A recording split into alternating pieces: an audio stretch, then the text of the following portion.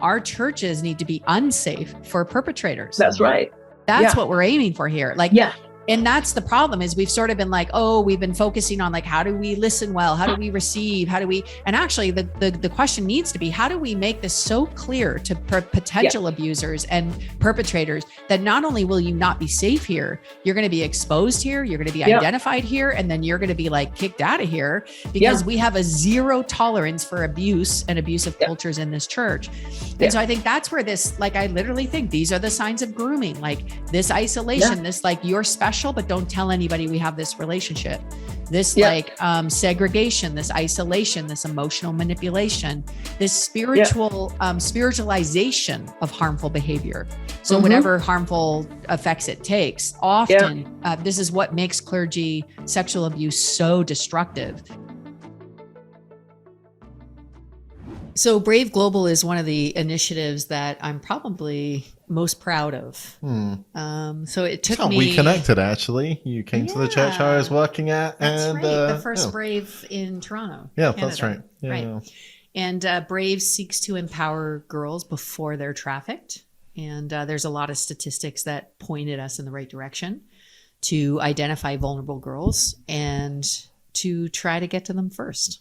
And so much of Brave is really cool, actually. It's really exciting. I think the way that you wrap around the girls who are involved and take seriously the risks of vulnerable girls, but also do so much to empower them. I think that word empowerment comes up over and over again, and it needs to, and it should, and it does.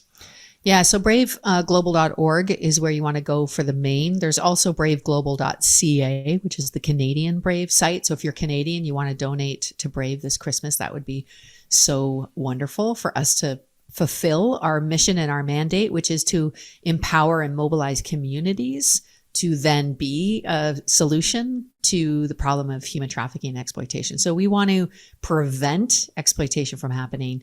It is, I don't even know how to describe it to you, but the first Brave event I went to live, I felt like this big cosmic key turned in a door and it opened. And it was a door that had been locked forever. And I just feel like there's a generation that wants to get out of this onslaught, this like sort of perpetual cycle of servitude, and they're leaving, and it's beautiful to watch. So let my people go. And if we need you to help us continue that work, so braveglobal.org or braveglobal.ca. Either way, if you would consider gifting that organization in order for them to continue their great work, that'd be awesome. Okay, welcome everybody back. If you've come back. Hello. Yeah. These are some pretty heavy topics, and we just want to recognize that. Usually we laugh a little bit more, but sometimes people listen to podcasts at like 1.5 speed. Listen to these at like 0.5 speed. That's like, just take it slow. Right. And, but welcome back to the Right Side Up podcast. And we are in a season, if you're not tracking with us on, all the things I can't live with about clergy sexual abuse. Episode 1 was around fake confessions, and we spent some time debunking them. And it was a little cathartic, actually, for me personally, just to finally do what I felt needs to be done for a long, long time, and no one's done yet. So I just feel like, yay. We've been joined by Charlotte, and she's back for episode 2. She comes with a wealth of wisdom all the way across the pond in the UK. So we've got a Canadian and UK. It's the UK Alliance right now. UK Alliance. That's right. Well, I'm, technically, what am I, loyal to the throne or some ridiculous thing like that? Me and Charlotte are not, don't worry. My family has this ongoing, my kids are all very like, we're part of the Commonwealth. And I'm like, down with the, so we always have this like family debate. But anyway, this episode, we want to talk about grooming, the difference between abuse and an affair. Grooming and consent. And so there's a lot in this. And again, trigger warning. So if you are someone who has been abused or close to somebody who's been abused, the content of these conversations are going to be triggering. So don't worry. Don't feel bad. Feel free not to listen, by all means. And also feel free to pause and take your time and just care for yourself, because these things are they're not even that hard to listen to, but they do something inside of you that might be difficult. So just be aware of that. We're aware of that. We just think the speaking out is important, and we don't want to neglect that opportunity that we have to just keep moving into more and more truth. So take care of yourself, please. Welcome back, Charlotte. Thanks for joining us. You're very welcome. Thank you for having me. Yeah. So this is one of the things I can't live with, which is this constant framing of sexual abuse by clergy as affairs. Yeah. So I think you feel the same way. Yeah. And I think it belies it. Like, we don't recognize what everybody says outside of the church about abuse and violence and kind of intimate partner violence and all of those things, which is, these things generally are a pattern. This isn't that we don't believe people have affairs. Grown people fall in love with people and do so in awkward situations all the time. That is not what this is. And we need to start being clear that that is not what this is. If you are a member of clergy and somebody is under your care, that's not just a normal affair. And we need to start being straight about it, I think. Yeah, I feel like that's actually, I'm glad you brought that up, because I feel like that's true for clergy need to be reminded, and you would hope they would be reminded more often that this position that you hold comes with responsibilities. And that's kind of where we've really fallen behind, I think, other professions that have a similar power. So if you're a counselor, you're a therapist, or you're a medical doctor, or any sort of position that has kind of this power over somebody, and you have a so-called affair with a patient, the medical board's like, bye-bye. They instantly, they're like, that's not an affair. That is something totally different. And so I think the church just needs to catch up to the power dynamics that are at play, the position that you hold and the power that it wields. And that what you think, even maybe you think, oh, this is an affair, it is not. And here are some of the reasons why. And hopefully some of the things we can do things about it. Like you say, other professions have policies for these things. Like, why? If it is a genuine affair, if it's a genuine love connection, it's just in an awkward situation, we can have a policy for dealing with that. That is not what's happening here. Yeah, I wonder too. So it's just like right out front, like an affair. So one of the big difference. So people are like, well, what's the difference? Well, here, just really quickly, here's a difference. An affair is a consenting sexual relationship between two adults with the same power differential.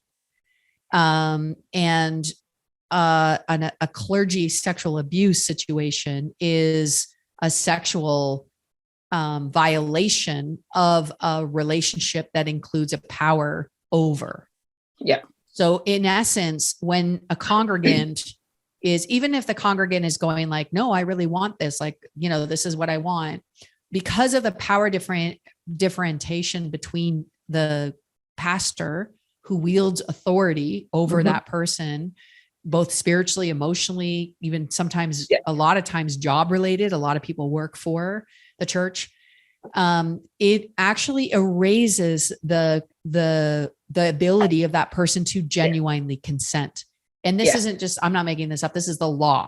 Like this is how the law defines. The law no longer recognizes people who are in that kind of power in indifference as being able to consent. That's right. So consensual relationship is not even possible when it's somebody you have power over in enough of a power differential. Yeah, that's it. There are some people who cannot consent. And we recognize that. And we've only encountered that when we think about, say, minors, people who are under the age of consent, and we recognize that they cannot consent. It doesn't matter whether they want to sleep with their teacher or not. Their yes doesn't count because of that power differential. And the same with vulnerable adults. Now, the thing about a church that we have to keep remembering is any of us can be vulnerable adults at any point. Now, there is a legal definition of a vulnerable adult, but we are all people who put ourselves under the care of someone when we're in a church structure.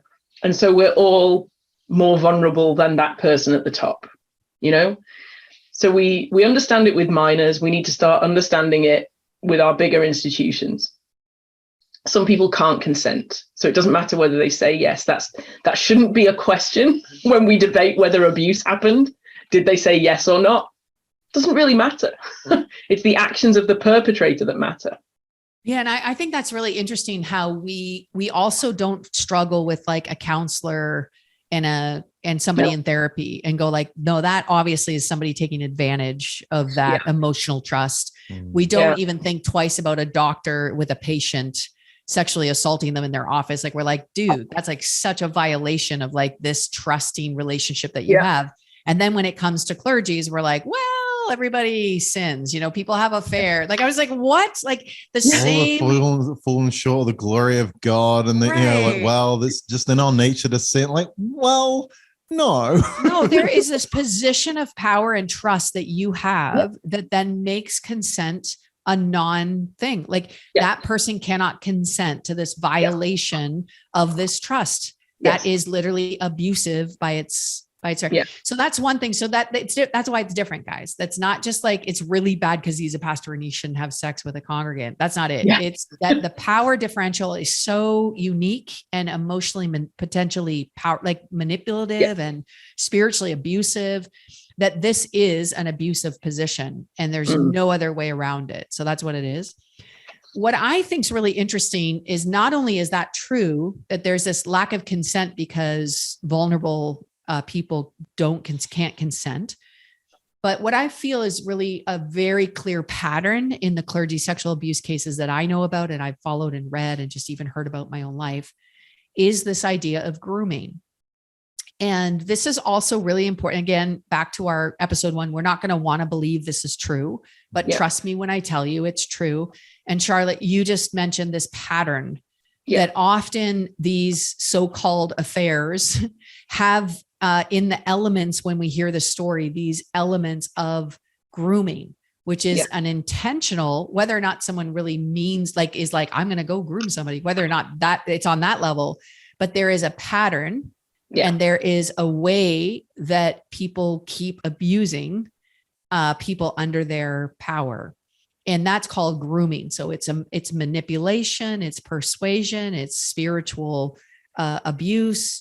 It are all these different angles of how people, it's identifying, in this setting, it's identifying women or girls who have vulnerabilities that can be exploited.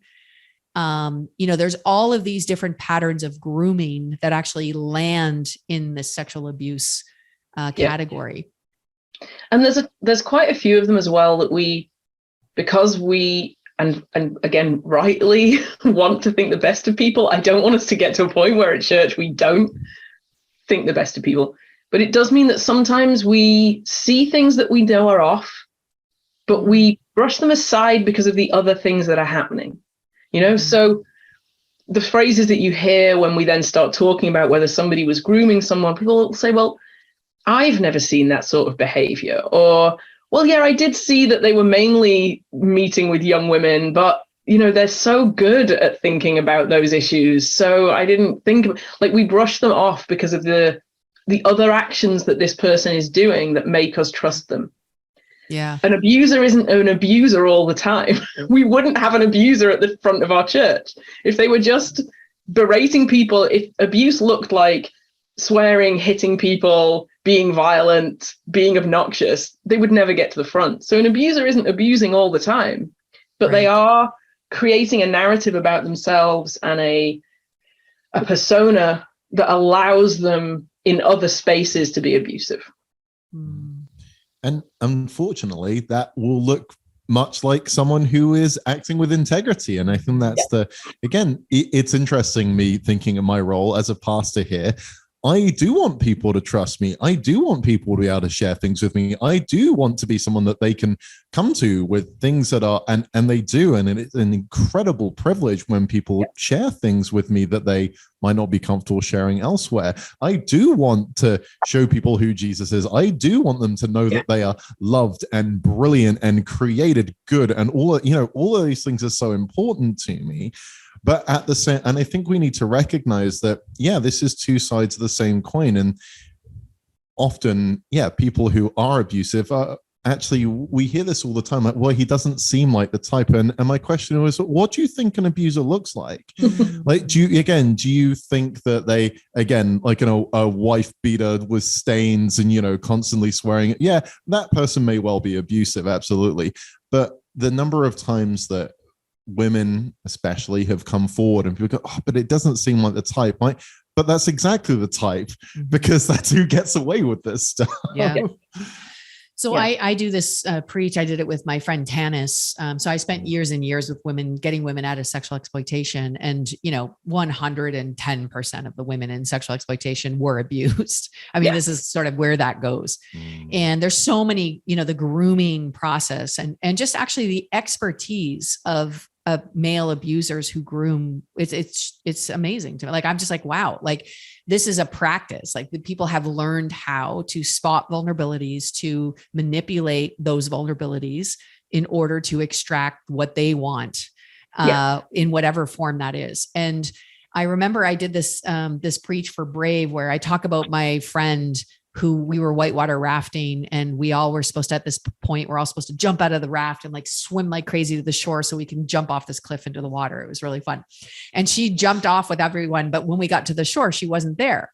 And we were like, where'd she go? It's my friend Denise. And we saw her floating towards the rapids. She had forgotten she had like her jacket, her plastic jacket on. So when she jumped in the water, she had a life jacket on, but her jacket filled with water. So she couldn't even lift her arms, let alone swim. And I was like, that's exactly what oppression's like, right? Like, or vulnerabilities are like, is they're a part of you. And so what is normal and natural for somebody, you can't do because you're like weighed down by this kind of oppression. So then I explained that this really strong guy with a kayak comes out and like rescues her. So she tells the story going like, it really wasn't that bad. And he puts out the kayak paddle and says like, hang on. And so all she has to do is all her might just try to lift up her hands and hang on to this paddle. And then he's like, I got you. And he tows her back to shore. And so I am up there and I'm saying like, hang on, I've got this paddle. And I'm just like, when help is offered, you just what are you going to do? Hang on. And then Tanis, my friend who's been sexually exploited her whole life, she, and was free for many years. She would stand up in the congregation with another paddle. And she would say, if only it was that easy. And then everyone would be like, what's happening right now? And she would march up to the front with this other paddle. And she would say, that's exactly what happened to me. I was drowning and somebody offered me a paddle, except instead of that paddle saving me, it destroyed me. Yeah. And then it becomes, because what we want it to be black and white, we want it to be super clear, but actually grooming looks like help.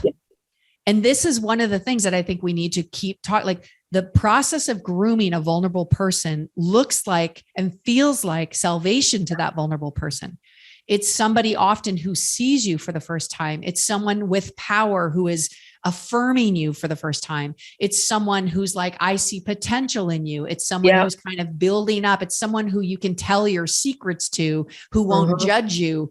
It's like all of these things that feel like you're being saved. And then somehow in the process of you going like, this is amazing. I feel like this person, no one understands me like him. I've never connected like this before. No one ever has affirmed me like this before. This paddle then turns into some sexual weird relationship that then you all of a sudden feel shame and fear. And now you're under control and it twists it into this like death. Yeah. That's what grooming is this pretending to offer help for vulnerable, like sensing the vulnerabilities of somebody, pretending to offer help for it, but then using that very thing, which looks like something good and salvation, to actually be self-serving for the groomer and to be destructive and, causing so much destruction in this person's life. Yeah. And I think this is one of the things that people don't understand and why we do still victim blame, particularly in churches, right? Because people will say, well, why didn't somebody get out? It's the same questions around domestic violence. Why don't you leave? Why didn't they realize they were being manipulated? It's like, because it didn't happen. They weren't offered a hand and the person said, hi, I'm an abuser. Would you like to be in a relationship with me? Nobody does that. Nobody joins a cult. No one marries an abuser. Nobody falls in love with a manipulator. We fall for the person who is doing good things for us, and then they twist it, and then by the time we're already in there. So like a key part of grooming is isolation. Yes. By the time this thing starts to happen, you're already the person I trust the most. Right. So where do I go to explain what's happening to me? You. And you're telling me this is fine. Especially in clergy sexual abuse, you're telling me that this is okay, that this is, I wouldn't be doing it if it wasn't. And I'm your pastor. So it can't be bad because my pastor is a good person who only does good things for me. Therefore, this must be okay. You know, nobody starts a kind of like, would you like to be in a damaging relationship? No one says yes to that. Right. Right. And so there's some elements of grooming. Now, Charlotte, you shared before, you have your own personal experience in this, which might be helpful for us in this regard, in terms of like how this happens, like how this can begin. I think that's really, really super helpful if you don't mind sharing, because I feel like that really is a big, like, how did these people, like, how do you get in this situation? Like, how does this begin? How does this happen? Yeah. So I was sexually harassed. I never quite know how to explain what happened, but so I'll just tell you the narrative, I guess, and you can decide what it was is easiest. So this is a good example, right? As someone who was definitely a victim of something that was wrong, I still find it hard to say what he did and define it in the terms that other people want. We always expect victims to be clear, but actually I'm still kind of like, do I call it sexual abuse? Do I call it harassment? What do I call it? Because I feel like I have to justify what happened. And I'm 44 and this happened when I was 18. So, and someone who is very gifted in communication, someone who knows their own mind, has all the qualifications, is an effective communicator. And so I think sorry, Charlotte, I'm jumping across you, but fine. As one of the most gifted communicators I know in the world, the fact that you struggle to communicate something that is your own personal experience, I think is something we really need to bear in mind when, again, because, that story doesn't add up. And that's like, because this is what trauma does. Sorry, I think a session on trauma, but this is actually a great note to say that when things do happen to you that are trauma based, your ability to communicate and think clearly and operate properly, like all of those things are put at risk. And so it's not as easy as just going like, oh yeah, I see it clearly now. Here's what it is. Blah, blah, blah. Now I have met some survivors who are exceptionally gifted at, but mostly that's in hindsight. It's years later. It's lots of therapy. Even the fact that you can speak about this is actually a miracle. And again, that's it. And I think it is like, if anyone wants to just kind of take the clips of this and use it when they're doing things, I'm quite happy with that. Because I have a PhD and I'm good at writing and communicating. But this, I find I second guess myself about what words to use in case I'm getting it wrong. I also don't remember the guy's name. So I've just sort of trauma erased it. I could find it out, but I just don't care to. It's 20 years ago. I'm not going to bother, but I don't remember. So I remember exactly who he was, and I'd be able to pick him out in a crowd, but my brain has just gone like, let's just not do that. So I was 18. I was working for Youth for Christ in the UK. I'd just gone to my first placement, and I come from a non-Christian background, so I have lots of male friends. That's a perfectly normal thing for me. I didn't really think anything of it to be good friends with somebody who was a male, or even who was a bit older. And the curate at the time was 26. And I just was really good friends with him. Like, we had a really fun, kind of engaging relationship. He allowed me to do loads of things. So I was really keen. I really wanted to serve God. I'm a talker and a teacher by just nature. I can't help it. So I was really excited to be allowed to be at the front. Especially because my Christian life up till then, there'd been quite a bit of like, oh, can women speak? This is the height of the 90s debates about women in ministry, right? So he's giving me speaking positions. He's letting me do all of those things. He's encouraging me in who I am. I feel like we have a really good friendship. So yes, he's my boss, but I felt like he's my friend, where there's loads of things that we connect on. This is great. And I'm 18. So So for me, like, I don't really understand what the workplace is. I don't understand. The 90s, we didn't talk about sexual harassment and stuff a lot. This isn't something I was versed in. So for me, from my perspective, I had a perfectly normal friendship with somebody. But he's 26 and he's my boss. Now, by Christmas, the people that I was staying with, my host family, were going away. I had nowhere to stay. And he said, well, just come and stay at my house. Like, we're not really allowed to do that under the rules, stay in people's houses, but you've got nowhere else to be. Fine. We start watching a film. He moves really close next to me on the couch and starts touching my arm. I just froze, didn't really know at that point in my life how to deal with men being attracted to me, even let alone ones I didn't want to be attracted to me. So he starts touching my arm and I just didn't do anything. So I just carry on watching the film, carry on chatting like nothing's a problem. I then go to bed, and as I'm in the room unpacking, kind of getting ready for bed, he comes in and starts talking to me about my nightwear, what I'm wearing, stands behind me. What I remember is him touching my arms and like rubbing his hands up and down my arms. And I just froze. I gave really curt answers to his questions about what I wore to bed. And that was it. And eventually he left. I shut the door, stayed awake, got on the bus at 6 a.m., the first bus out of there without saying goodbye, went home.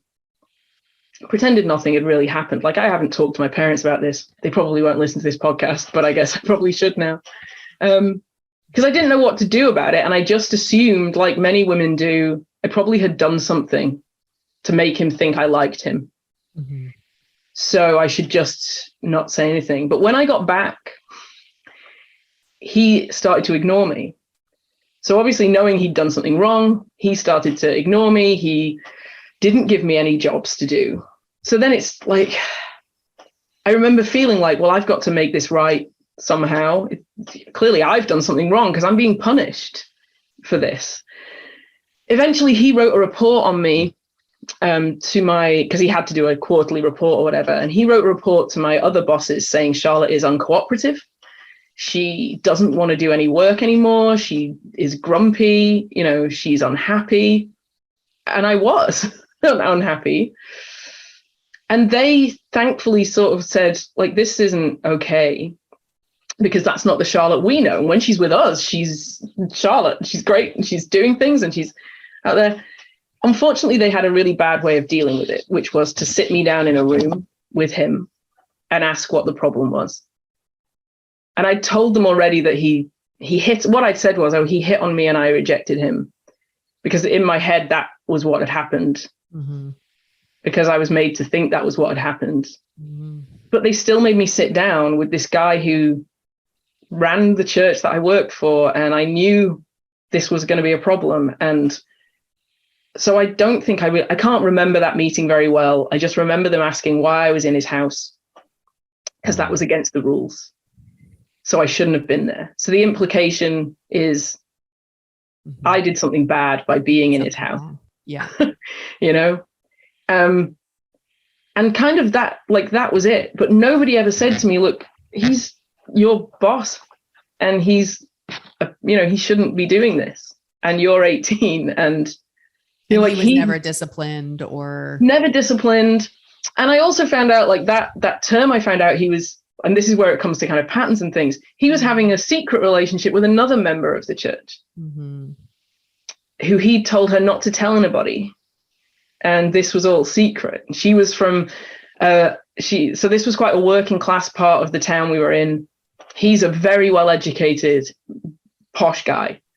And she obviously didn't fit with what he would want as a partner, but he was having an affair, a relationship with her, telling her to keep it secret, promising her lots of things that she would get, but never making it public. Mm-hmm. And this is where we come to, like, people who are abusers don't abuse once. Mm-hmm.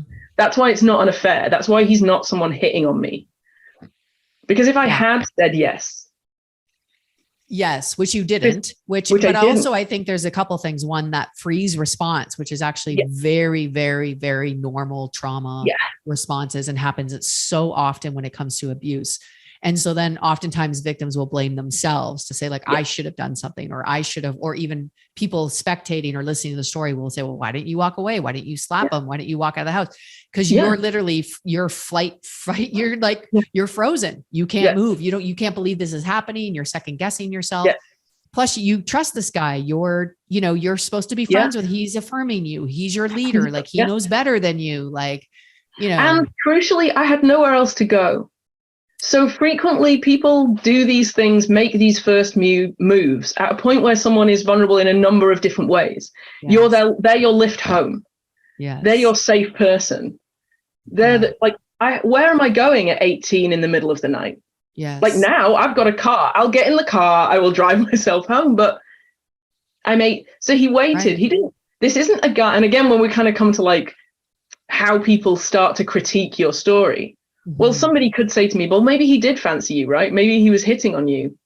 Well, he could have hit on me in the pub in front of everybody. Yes. He could have held my hand as we were walking down the street on a Sunday afternoon. Yes. He could have invited me for lunch after church. There are a million ways to have a valid relationship.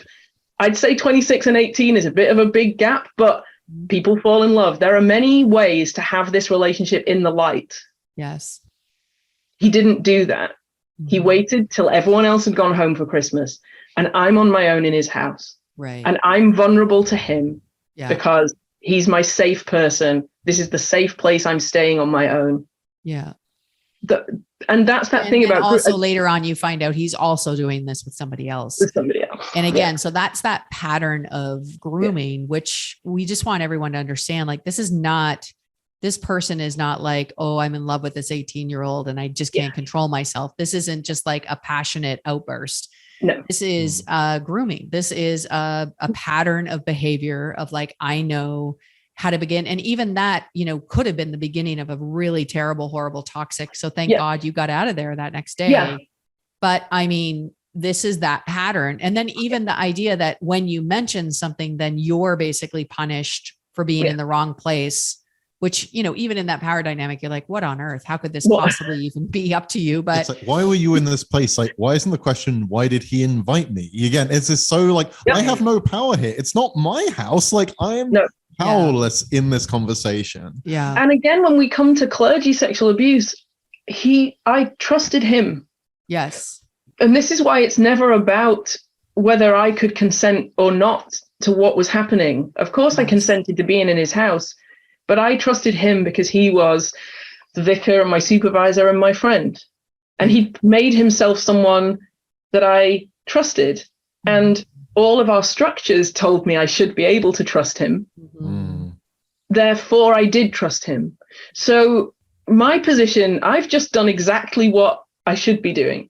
He is the person with all the power, and he's the person breaking the boundaries and breaking the rules and being manipulative and is in the wrong at every stage of this thing.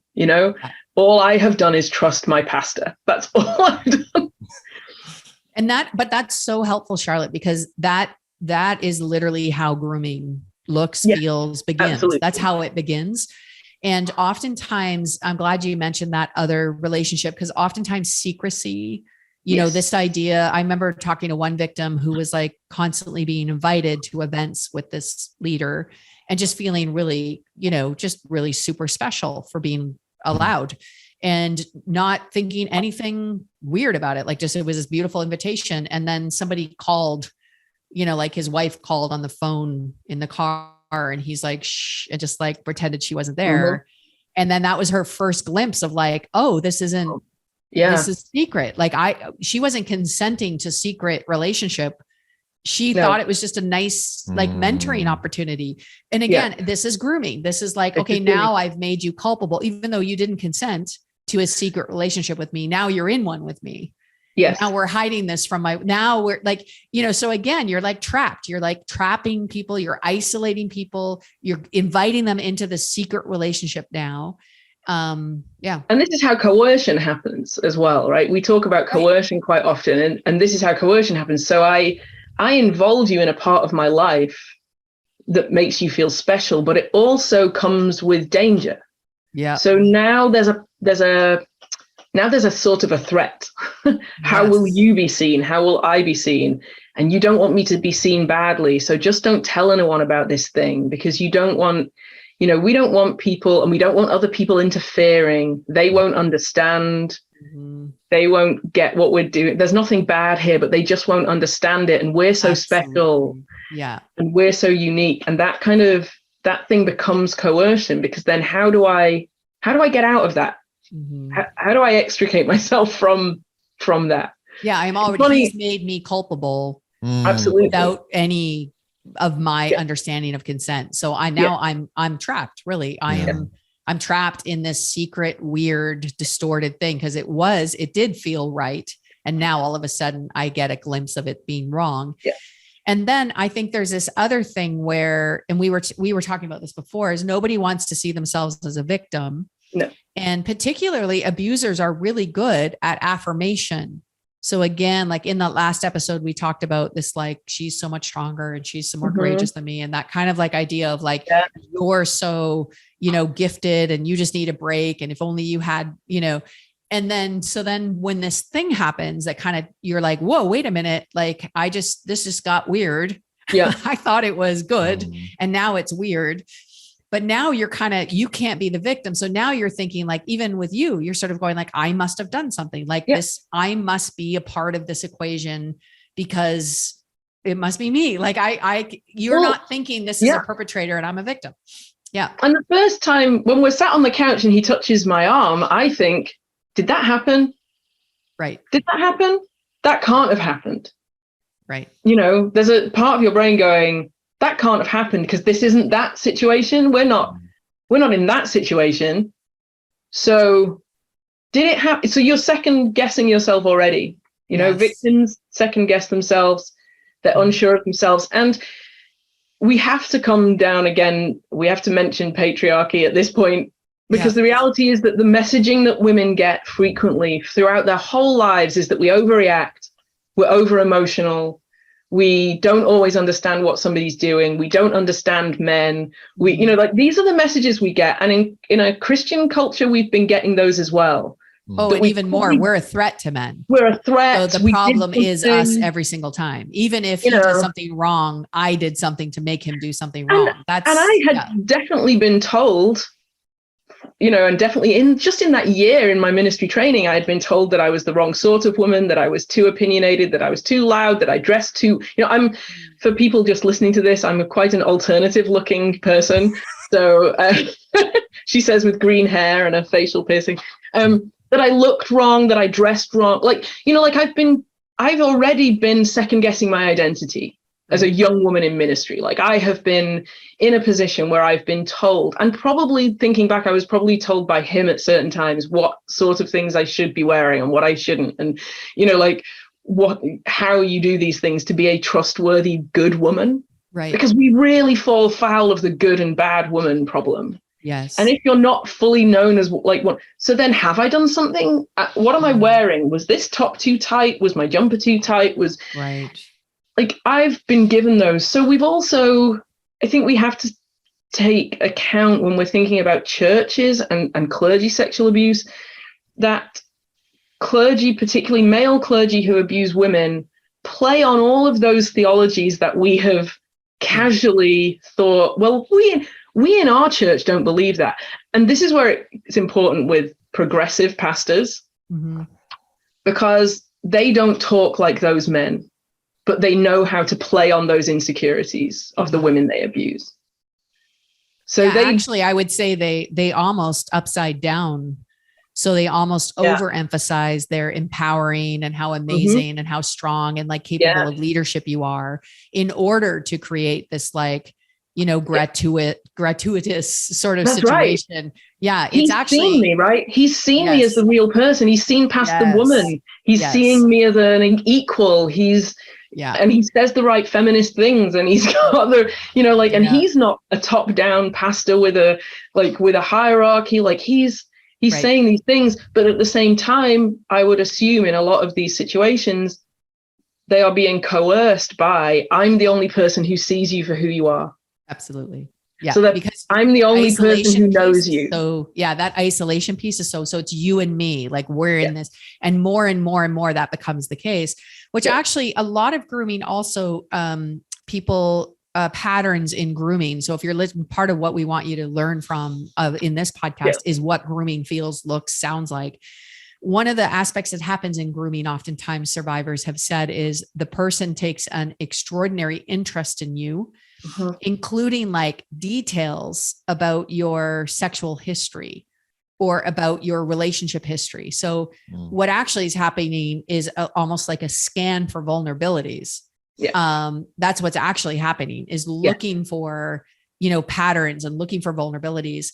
Whenever you hear of a male pastor counseling a vulnerable young woman, that's like literally just a red flag of like abuse happening here. I think, but particularly alone, I would just say, I mean, James, you're a single male pastor. I don't know. How do you deal with vulnerable women who need counseling? What's your go-to? Yeah. I want to say I have a girlfriend, not to brag too hard or anything. I think that kind of, it is being aware. I think also consistency. I really think that's really key. And so when I meet with someone, when I meet them on my office, I will make sure there's someone in the building. I will always ask them whether they want the door open or closed. It's their decision. If you want this door closed, there will be people walking by. When I got my office, there was no window in the door, so people couldn't see. And I'm like, you need to change that. And they did. Thankfully, they changed it yesterday. Again, like as much transparency and consistency as possible. Would you like to meet in a Tim Hortons, a coffee shop here, in a very public place? Would you prefer to meet in the church? There will still be people around. And I think that's part of it too. And again, also recognizing there are certain conversations. I'm like, this is not a conversation for me. Again, it's I consider it a real privilege when people are able to share. And I think that's something, again, that's the kind of grievous about this too, that especially because Christianity has distorted sexual sin in such a bizarre way, that my hopefully, ideally, non-judgmental approach is very helpful and healing for some people. I'd hope so. But I'd also say, this is certainly a conversation that I think you need to be thinking about having with other people as well. But again, not to, maybe you don't want to have this conversation here, but this is also still a very heteronormative conversation. So what do I do if a gay man comes to me and wants to share these things? Now, do I now need to set him up with a woman? I don't really have an answer for this, but I think we need to just be so intentional about it, I think. And again, I want us to be able to be open and vulnerable and know that there are areas of shame that I want the Christ to like burn out. And I believe that he does, but it's also recognizing even the position that I have too. Like, of course I want people to be able to trust me. And again, if I'm doing my job well, I would be someone they come to. I would be someone they could be vulnerable with. I would be all of those things. But again, making sure like it is not just me. So there are women in our congregation, brilliant, lovely, but I often set them up with, say, some of our elders who are women, and just say, I think there are certain conversations that will be really helpful for you to have with them. And again, and if there's even in that situation, if you want to have a conversation with me and someone else present, someone else that you trust, I think, again, continuing to try and be consistent and open so that people can say, look, this is just how James is with everyone, right? Like, this is how he is. So I think this is the thing, like, I don't see there's anything wrong with normalizing codes of conduct that keep everybody safe. And the pushback is always this kind of like, well, what if somebody really needs to tell you something and they really need it to be private and it's like, well, as people who care for the wholeness of a person and not just the momentary crisis they're in, we as a church counsel in this way with these things in place, and that is for your safety and mine, and that is part of our duty of care. Safeguarding for me is about going, we care for people more than the secular world would, not less. And it's not about me as a pastor and my amazing ability to heal someone. If God wants to bring that healing, and if counseling is done well, it will happen if there are three of us in the room as much as if there were just two of us in the room. Yeah. Okay. Like, let's trust God to be bigger than what we think of our own skills in being great pastors. Mm-hmm. And also just, the other thing we can do is make our congregations, I think this is why it's important to have a podcast like this, talking about what does grooming look like? Because for me, I'm going, if you are a person and you're in a situation and your pastor says to you, you're so special, no one else understands you but me. If he says to you, can we keep this secret? Or let's meet in the evening, or let's meet in a dark, an isolated place. If your pastor always wants to meet you in those ways, run. And run tell to another somebody one. right away. And Run and tell somebody right away. That's right. And so that's the two flip sides, isn't it? There's what our responsibility as church leaders and how we can do our pastoral practice. Mm-hmm. And then there's we need churches to be places where we're open about what abuse looks like, so that abusers just can't use it against people. Mm-hmm. If an abusive pastor comes into your church and the first thing they see is that actually you've got this amazing safeguarding policy that tells everyone the signs to look out for, they're going to go, well, I won't try that here. These people know. Yeah, and that's actually cultures of safeguarding. Yeah. And Charlotte, that's one of the things that's been really driving me lately is way back, I was like, you know what? Our churches need to be safe for victims, survivors. And I felt like God say, no, our churches need to be unsafe for perpetrators. That's right. That's what we're aiming for here. And that's the problem is we've sort of been like, we've been focusing on like, how do we listen well? How do we receive? And actually the question needs to be, how do we make this so clear to potential abusers and perpetrators that not only will you not be safe here, you're going to be exposed here, you're going to be identified here, and then you're going to be like kicked out of here because we have a zero tolerance for abuse and abusive cultures in this church. And so I think that's where this, like, I literally think these are the signs of grooming, like this isolation, this, like, you're special, but don't tell anybody we have this relationship, this segregation, this isolation, this emotional manipulation, this spiritualization of harmful behavior. So whatever harmful effects it takes, often this is what makes clergy sexual abuse so destructive, is because it's all the things, including spiritual. So I remember one victim saying, like, I can't read the Bible now. No. That's one of the effects of this abuse on my life, is whenever I read the Bible, I can hear his voice explaining to me why the Bible is okay with this abuse. And I can't, now the Bible is like dripping with this abusive, and you're just like, like the extent of pain because of this manipulation and this spiritualization. So any kind of hints of that, any control, any sort of offers of help, but with a stick, any threats. So what usually happens is once that relationship turns into this sort of like secret, isolated, and then often the perpetrator will make it sexual then. Yes. So there is this, and even with your early, so I would say like early grooming, sexual harassment of you as an 18-year-old, he's looking for a response. If that response had have come, that relationship would have twisted more and more and more, and more harm would have been done. Yeah. And part of that twisting then becomes threatening. So this is where groomers, this relationship, this sexual abuse has begun. And often what it's accompanied by are threats of harm. So maybe not to the person themselves, but because they've now made that person complicit, what they'll do is say, think of what would happen if this came out. Yeah. Like, think of the harm that you would do to the church.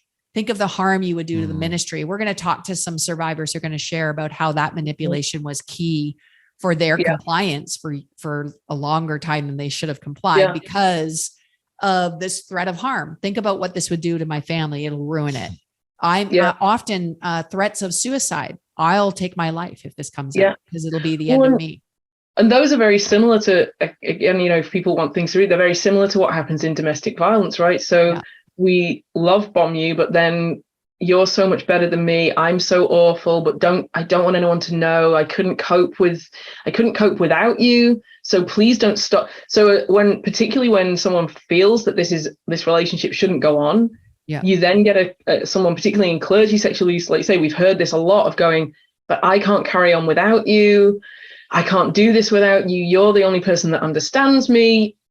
imagine if I'll leave, I'll expose everything, it'll crush and they escalate. So they go from just the threat of, I can't do this without you, to these grander things. But either way, then suddenly the victim is responsible again.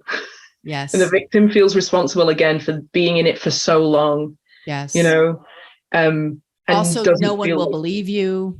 No one will believe you. Literally, it gets really threatening. Yeah. Oftentimes when these relationships, because they're abusive in nature, they erode. Abuse doesn't lessen. No. Abuse only worsens. It's oppression. It is oppression, and oppression only tightens its grip. Yeah. It never loosens its grip. And the more that you give into oppression, the tighter it gets. Yeah. And that's often this journey in these abusive relationships where it gets so unsustainable. I remember in Bruxy's victim that I journeyed with, I think even recently she said in an interview, even the online visceral harm, like even the threats of violence to me through the online platforms were not as bad as how bad it was when I was in the grip of this abuse. It was so bad. Like I didn't want to live. Like I could hardly wake up in the day. I was so trapped in this oppressive grip that even coming out and all that I faced is not as bad as what it was then. And that's one of the pieces I don't think we fully understand, just how soul destroying and life destroying that abusive cycle is. And I think let's open it out to kind of institutions can be groomed as well, and go back to there, like a pastor who has made themselves the key to the ministry. Yeah, that's the beginning of grooming for me. Like, I'm not saying all of those pastors who have ever done that are abusers, but it's a really good inroad for someone, because now we don't want to fire that guy completely, because what are we saying about what Jesus did through him? So we get all of this well, we've got to be able to forgive them, and we've got to be able to bring them back in somehow. And you're not allowed to say that they were really dreadful, because that undermines what Jesus was doing. Like, the link of the pastor and Jesus is really terrifying. And you see it in kind of, Catholic Church reports, and obviously the priesthood is a particular thing, but in our churches, it's but yeah, we there's an ability to groom the institution there, because yes, there's this one victim of this awful thing I did, but look at all the countless other things I did that are great. Right. One bad sin doesn't outweigh all the good. Right. And then bringing it down to numbers and all of that is part of the grooming of the institution that's happened. We see most of these men have had ministries, or I would say like the church that I was in, even down to the smallest thing. This guy is the cool guy. He's the cool young curate. Now, he didn't have the power of someone like Bruxy, but he's got that. He's setting himself up as the cool guy who, and he becomes irreplaceable, which is part of that abusive cycle in the abuse with the vulnerable person, is they become the irreplaceable person in your life. You can't do without them. So I think whenever you get that sense of a pastor, a clergy who's like, you can't do without me. Like, I'm irreplaceable here. Without me, none of this works. That is literally the setup of an abusive relationship. Absolutely. Yeah, absolutely. As soon as you're irreplaceable, you're not leading well. And it's coercion, right? Like, it's all these parts of coercion of being tricked, being worn down, being promised things. This person probably promised the church and the individual person they're abusing lots of stuff. So this promise of don't disrupt this, because what's coming is so good. Oh yeah. Oh, and that's a case in many. I remember that's one of Bill Hybels' victims who said, his vision was that I would lead with him eventually the church. Like, he was going to leave his wife and we were going to get married, and then we would be the leaders of just that whole idea of she was like, no, thanks. But even that idea of let me promise you something that no one else could ever give you. Let me see in you, I affirm you, you own, and then all of a sudden I isolate you. Now I make this sexual. Now we can no, this is so distortive and abusive. Yeah. And the same thing is done on a big macro level. Yeah. And it really damages. And we can see, can't we? The fallout is church wide when this stuff happens. And,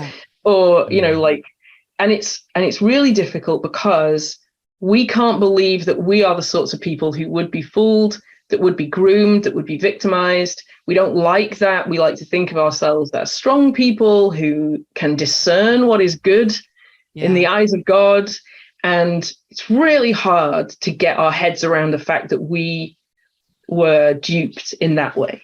Yes. And it is like, but I think it's important again to recognize, and like anyone who works in domestic violence will say this, like people who pick their victims, including say church, like a whole institution, they pick people who think they are good critical thinkers. Mm-hmm. I've been watching lots of stuff on cults recently and reading stuff on cults, but again, same thing. Cults don't go for people who think and know they're vulnerable. They go for people who think they are good critical thinkers, because that's how you go, well, we all know something the outsiders don't know. Right. We've got special knowledge. We're special. Right. We're special. We're inside. So we're in this church and we are the people who have the real good truth of Jesus. Like ours is better than those people outside. So aren't we special? Don't we know special things? Yes. And that's all part of this. And again, like hopefully most of us have moved past that sort of theology where we think that the world can offer nothing and we have special knowledge, but it is a refrain we hear a lot. Mm. And it's even a practice. So even if it isn't a refrain, it's a practice. So like there's so many people within certain, denominations or churches who don't even listen to anything outside. No. Like who don't have any other framework except this framework. So when it comes to, I think, in large part, some of what I was able to do and see is in part because I was distant from. Yeah. I don't think if I had the distance from, I would have been able to see as clearly as I saw, and maybe even some of my background, my experience. But if I was all the way in the way that all the other people are all the way in, and this is like your whole world, then it's very difficult. And again, this is part of how you're groomed. This is part of grooming. You're isolated, you're special, and you're like in this relationship, and there's no other, you're not telling anybody else, and you're not hearing from anybody else about it. Part of that is, that call is to humility, right? Humility. And so maybe I am wrong, and maybe, people are complex as well. And you won't hear many apologies for abusers on this, but people are complex and there's lots to them. Yeah. And absolutely, abusers will have done wonderful things in their lives. Absolutely. Of course they will. And so it's okay to have the humility to say, you know what, I was wrong about that person. Again, and Danielle, as someone who's worked very closely with exploited women for a couple of decades now, the fact that even you will still miss it, like the fact that you can miss it large, exactly, like can be close to it and totally miss it. I think that's a kind of a call to all of us to be humble and say, you know what, and again, I don't want to assume the worst of people all the time. That's exhausting, but I think it's okay to look for patterns and also just say, like, why are we doing things that are transparently unhealthy? Let's just let's start there. I would also say that because I understood grooming, like because I know what that is and I've heard it 100 times plus, when I heard what had happened, I instantly recognized it for what it was. Sure. Yeah. So this is part of the hope of this podcast. And more and more, and this is why it's so powerful for survivors to tell their story, which again, we're just going to say, like, go check out Hagar's voice, because the more stories you hear, even from totally different contexts, the more familiar patterns you'll recognize. Yeah. There is a systemic grooming that happens, whether or not, I don't know, do abusers take a course somewhere secret on the internet on like how to abuse people? Certainly feels like it at times. It does feel, I'm like, do these guys but like things like encrypted apps and like secrecy and like code words and like, you and me and like promises and like all of these things are signs to look for. And if any of these signs are happening, whether or not you thought better or not, like, you were duped into believing this person was the amazing person. And then you see these signs happening. If you see them happening with someone else, please say something. Literally say something. Interrupt the grooming process. Like, would that every 18-year-old girl who is being groomed would flee that situation as fast as possible and then say something about it? Like, I mean, we can stop this together with enough education and enough foresight and enough fortitude to say, hey, this doesn't look healthy. This is not healthy. And I don't care if even you say this is healthy, this is not. And here are the changes that we need to make this healthier. Yeah, because in some ways, like intent doesn't matter, right? Like, I hate to say it like that, but if your intent is good, and I say to you, thing is, James, I know that you're meeting with this person, and quite frankly, from where I look, it just looks wrong. Mm-hmm. If your intent is good, you will go, crap. Yeah. I need to change my behavior. That's what good people do. Yeah. That's what we need. Like, we need to hold ourselves to account of like, that's it. Yeah. To later on go, my intentions were always good. My intentions were good. I never meant this thing. Is like, well, we need better practice for when our intentions are cloudy and we don't know what we're doing. Right. We need better rules because they stop us. But like, the fact that you intended to always do something good as clergy and then you ended up hurting somebody, like, well, we should have had better practice in place. We know enough and now. There's still the harm. Like, it doesn't really matter whether or not you were intentionally running over someone on the road or unintentionally. The person's still now injured or dead or whatever, and you're still culpable for that. And that happened because you didn't. At this stage in the game, if you're ignorant, if you're like claiming, oh, I'm ignorant, then you're just literally willfully blind. Yeah. Because there's enough exposure now that we all need to get a lot more educated in what we're doing and be open to changing our practices. Yeah, I think that's what I meant. It's not like that your intents don't matter at all, but like we know enough now and we can train our pastors. If you're training people now on pastoral practice, you should be training them not just how to recognize abuse, but how to avoid being abusive themselves by accident. You should be training them on good behavior. I mean, I did this training when I was in my early 20s. Like, again, I'm 25 years into this and I can't believe it's like, but I was Curly's mentor, right? So we should put all these things on the table. I'm Curly, by the way. Sorry, that's you. Sorry, James. See, I'm tired and I've slipped back into our familiarity. I think you might henceforth be called Curly. I'm good with it. I love it. Sorry, James. So I was James's mentor. And we were chatting yesterday about like, well, how did we do this and do it well? Like, were our boundaries off? Like, I was in my late 20s, early 30s, I guess, by then. Like, what did we do? And James said, yeah, but the thing is, like, my husband was always involved in the relationship, his parents, like, I'd be at their house, like, everything was out in the light. Everything was in the light. Like, nothing was secret. I never met James secretly. And that wasn't even particularly like intentional. That was just how it was. Yeah, because you weren't trying to hide anything. Yeah. There's nothing to hide. And there was no point where my husband would say to me, like, where were you? And I'd be like, oh, I'm not going to tell you. People were around and everything was in the light. And therefore, this was a healthy I have a friend who just like all the codes of all his social media are open for anybody to see. Like and I would say when somebody did ask me, like, what's the singular thing I could do to not be somebody who moves towards abusive practices? And I say transparency. Every single time. Transparency is the number one thing that you could do. It's not the only thing. There's more things, but that is like the number one thing. If you're hiding, if you're living secretly, if you're doing things, then that's a good sign you're moving in a wrong direction. And your churches should know, and your church elders should be checking. Yes. And I think, again, I want to get to a point where it is normal for us to check, even with the best of people, to just check that they are doing things correctly and have codes of conduct that your congregation know.